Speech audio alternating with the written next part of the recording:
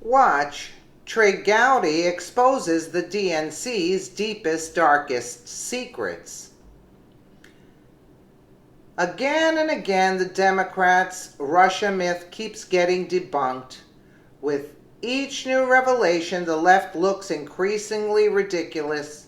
The whole country knows that Dems are making it all up to avoid accepting their own fault as a party. Representative Trey Gowdy, master prosecutor and patriot champion, is exposing the DNC for the criminal enterprise it is. Gowdy destroys the leftist narrative with one masterful question. Why didn't the DNC ever turn over their hacked servers to the DHS and FBI for analysis? The left likes to keep the Russia collusion story purposefully vague so they can make it mean whatever they want. Any link between a Trump team individual and a Russian person can be spun into evidence of collusion. But what collusion occurred? In what way was Hillary Clinton's campaign hindered by Russian agents? The only instance in which Democrat chances of winning were damaged in any way by an outside party was in the leaking of embarrassing DNC emails on WikiLeaks. These leaks are the basis for the entire leftist Russia conspiracy theory.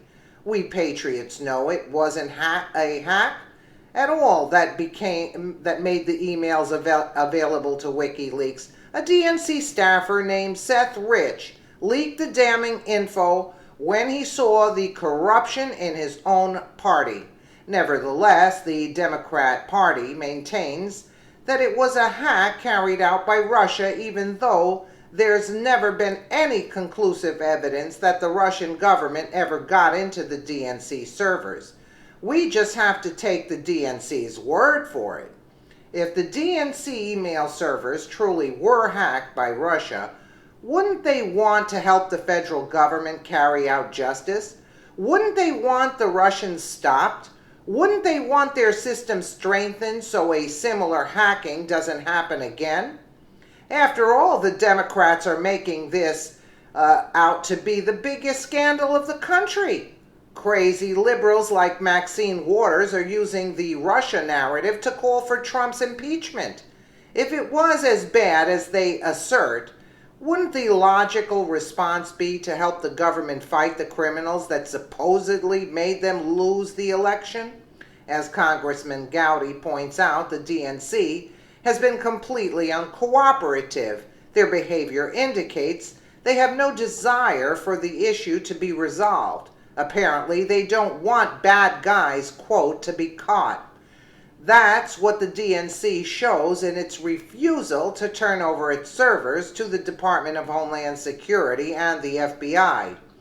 The FBI would examine the servers to better identify who carried out the supposed hacks. The DHS says it could help the DNC strengthen its servers to prevent future hacking. It would be in everyone's interest for the DNC to cooperate with the federal government, but they never wanted to cooperate, even when asked by Obama's DHS Secretary Jay Johnson. Trey Gowdy comes to the only logical conclusion. The DNC's refusal to hand its servers over to the DHS and FBI means they are trying to hide something. There's something on those servers they don't want the federal government to see. The Democrat Party is the nation's biggest criminal enterprise. The last thing the DNC wants is for its dirty secrets to see the light of day. Sooner or later, the truth will come to light. The party of the left is imploding. Let's take a quick listen here. Yes, ma'am. Thank you. So what struck you most about your conversation with Jay Johnson today? A couple of things. He's in a unique position to answer one of those four tranches, Martha. Again, remember, we're looking at what did Russia do, with whom, if anyone, did they do it?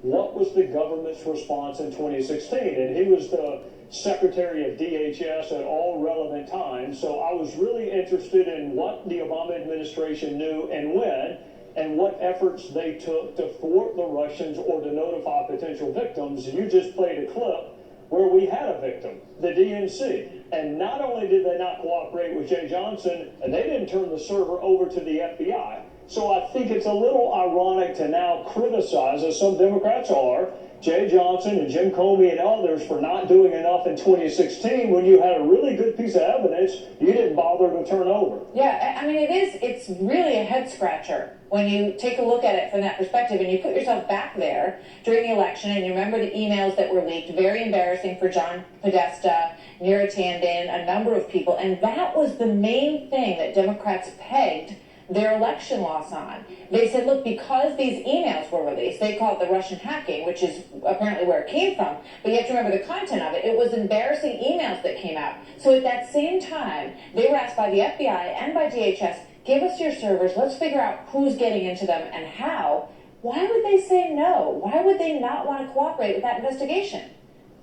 Oh, well, let me hazard a wild guess that there may be something else on that server they didn't want law enforcement to see. I mean, that's where you start. I don't like speculating, but I have dealt in the past with victims who would not cooperate with investigations. And typically the reason is there's something else you don't want law enforcement to see. There is no reason to not allow DHS to patch or fix a vulnerability in the DNC system. And heavens knows there's no reason to not give the world's premier law enforcement agency, which is the FBI, the evidence they may need to stop another attack from hurting someone else. Yeah, well, I mean, it could be that the words email server were somewhat toxic at that moment. If everyone remembers the political environment that was going on, and Hillary Clinton's email server was all the talk at that point. So maybe, the idea that someone wanted their server made them proprietary over that server. Exactly. They don't want to see what the corruption is, and we know Seth Rich was the one that released the emails that leaked. Let us know what you think in the comments below, and thank you so much for watching.